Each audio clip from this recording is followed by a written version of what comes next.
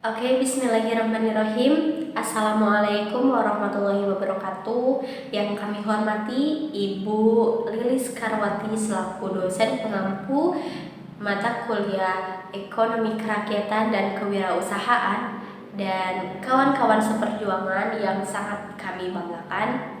Alhamdulillah pada kesempatan kali ini kita masih diberi kesempatan untuk dapat bertatap muka walaupun tidak langsung.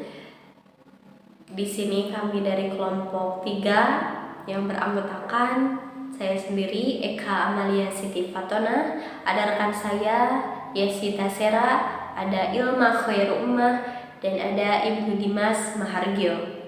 Di sini kami akan sedikit memaparkan mengenai analisis SWOT dalam perspektif kewirausahaan.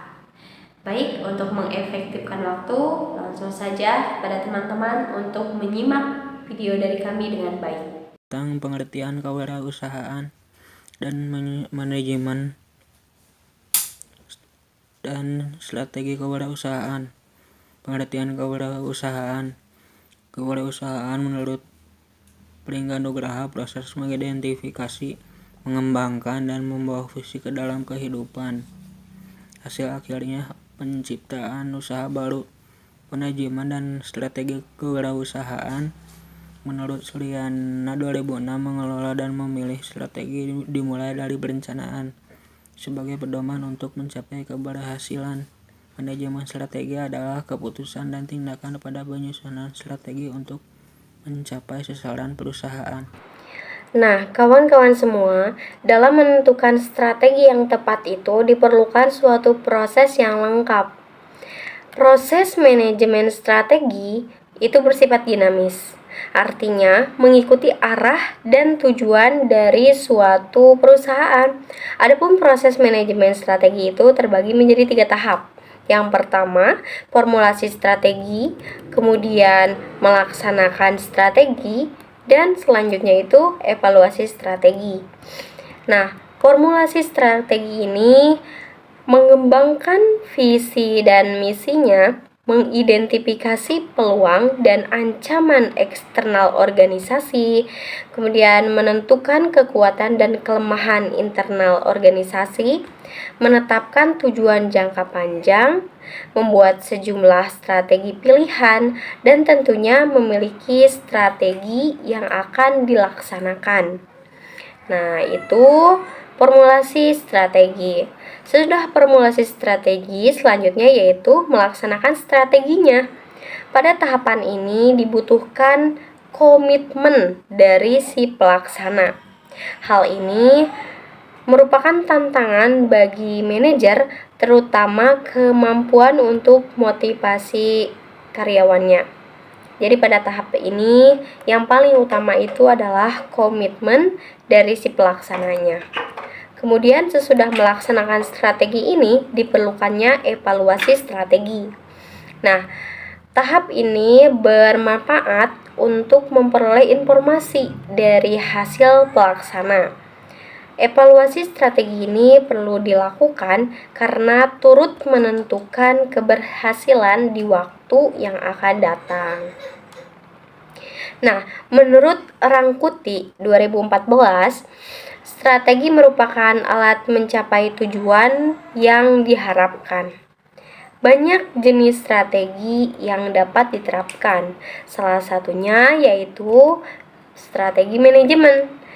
Nah, strategi manajemen ini yaitu strategi yang dapat dilakukan oleh manajemen dengan orientasi pengembangan strategi secara makro.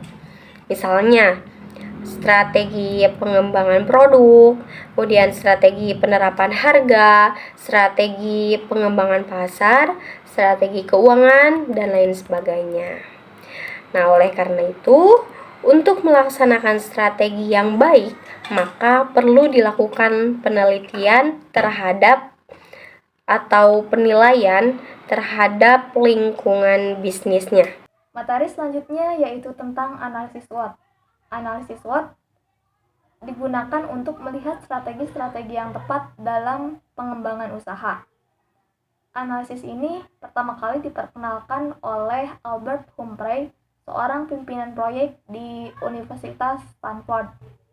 Analisis SWOT ini didasarkan pada sebuah anggapan jika sebuah strategi yang efektif berasal dari faktor internal dan faktor eksternal sebuah bisnis atau organisasi. Oleh karena itu, analisis ini menggabungkan keempat faktor dari internal dan eksternal.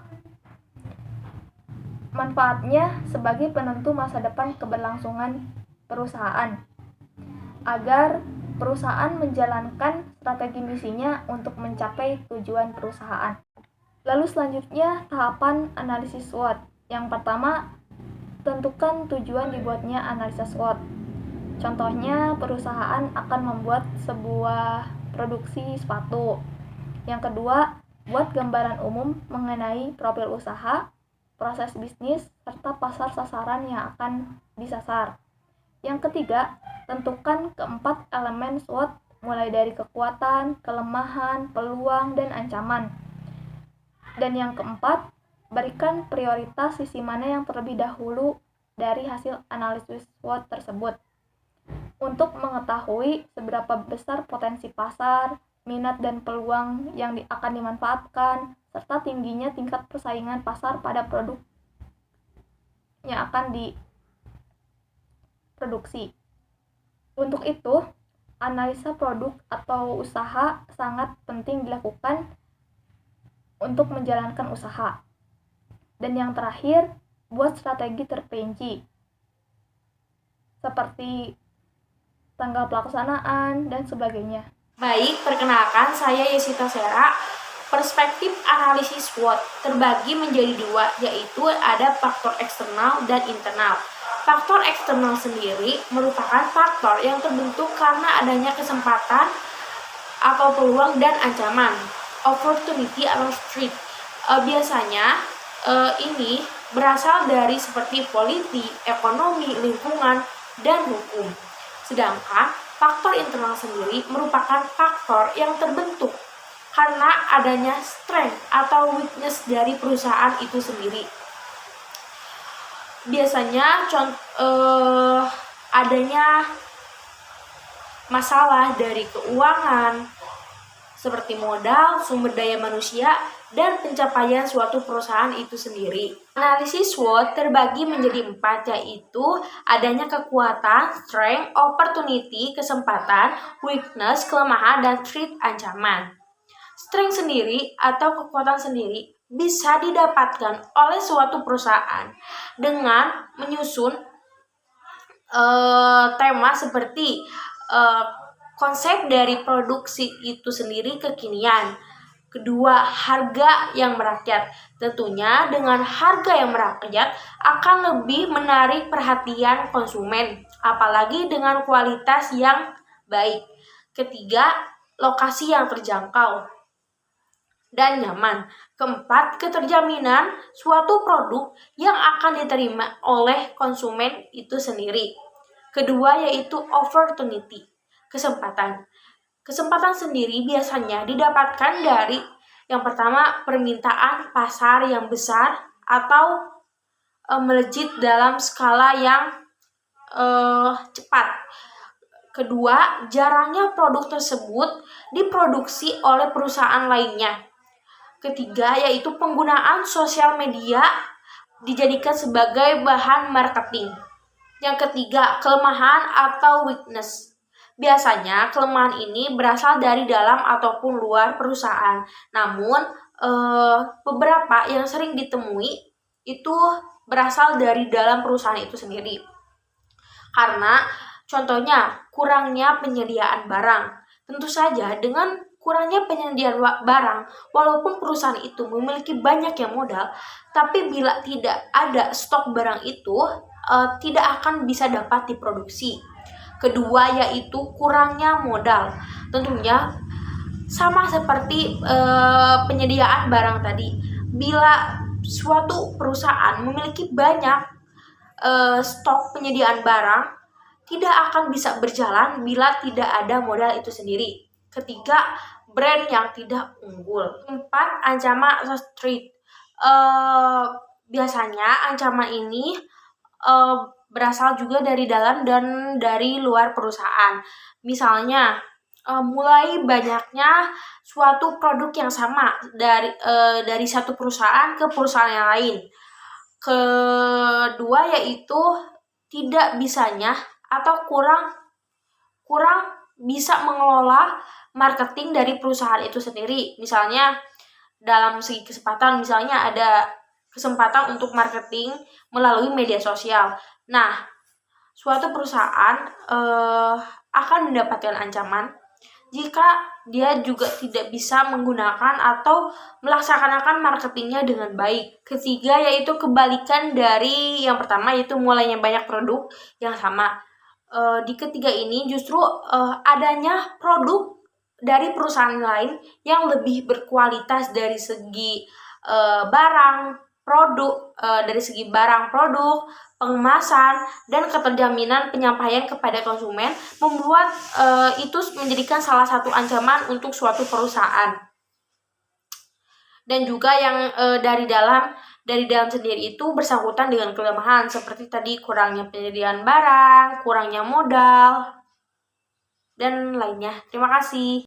Nah, kawan-kawan, jadi dapat kita simpulkan bahwa analisis SWOT ini adalah metode perencanaan strategis yang digunakan untuk mengevaluasi kekuatan, kelemahan, peluang, dan ancaman dalam suatu proyek atau suatu spekulasi bisnis. Dan penerapan SWOT pada suatu perusahaan itu bertujuan untuk memberikan suatu panduan agar perusahaan itu menjadi lebih fokus. Dan tujuan lain diperlukannya analisis SWOT ini, di mana setiap produk itu yang beredar di pasaran pastinya akan mengalami pasang surut dalam perjualan yang dikenal istilah siklus daur hidup produk. Maka dari itu, analisis SWOT ini sangat penting dalam perusahaan. Mungkin hanya itu yang dapat kami paparkan, kurang lebihnya mohon maaf karena di sini kami sama dengan kawan-kawan semua masih dalam tahap pembelajaran. Jika ada yang ingin ditanyakan, kita lanjut dalam forum diskusi selanjutnya. Terima kasih.